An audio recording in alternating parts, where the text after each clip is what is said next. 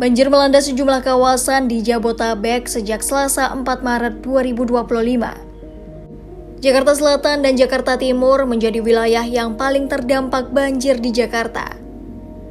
Banjir juga melanda Bogor, Bekasi, dan wilayah sekitar Jakarta lainnya. Banjir yang terjadi saat ini mayoritas disebabkan oleh luapan Sungai Ciliwung.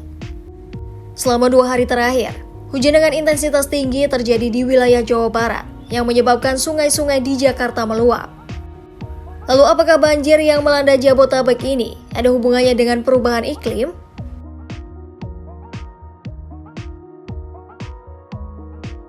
Salah satu dampak perubahan iklim yang dirasakan oleh banyak warga dunia adalah bencana hidrometeorologi. Bencana hidrometeorologi erat kaitannya dengan anomali atmosfer.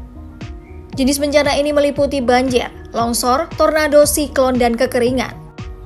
Kepala Pusat Studi Bencana Universitas Gadjah Mada Muhammad Agri Setiawan pada 2023 lalu menyatakan bahwa curah hujan menjadi parameter utama penyebab bencana hidrometeorologi.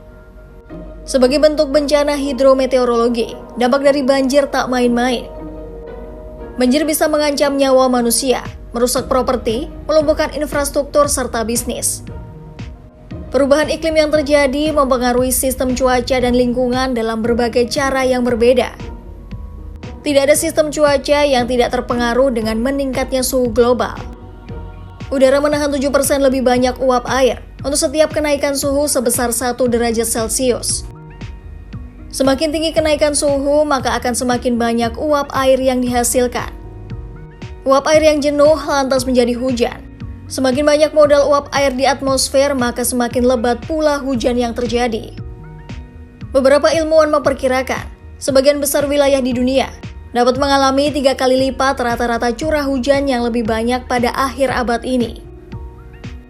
Meningkatnya intensitas curah hujan dan curah hujan berkepanjangan dapat menjenuhkan tanah dan menyebabkan peningkatan volume air di sungai serta anak sungai yang bisa menyebabkan banjir.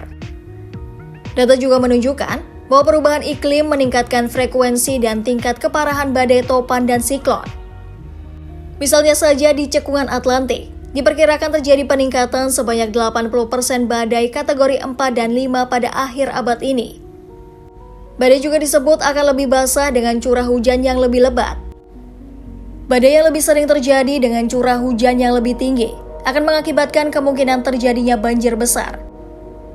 Perubahan sistem cuaca ini makin diperparah dengan adanya deforestasi atau penebangan pohon yang mengubah hutan menjadi penggunaan non-hutan. Penebangan hutan dapat mengurangi volume air yang diserap dan ditahan oleh tanah. Selain itu, urbanisasi juga turut berperan dalam meningkatkan frekuensi banjir. Pembangunan struktur seperti jalan, trotoar, dan gedung yang menggunakan material kedap air seperti aspal dan beton juga meningkatkan resiko banjir. Peringatan banjir serta kesiapsiagaan juga menjadi hal yang diperlukan untuk mengurangi dampak banjir. Peringatan dini soal banjir dapat menyelamatkan banyak nyawa dan mengurangi kerusakan yang ditimbulkan. Sementara untuk menanggulangi terjadinya banjir, pemerintah bisa membangun tanggul, dinding banjir, dan sistem drainase yang lebih baik.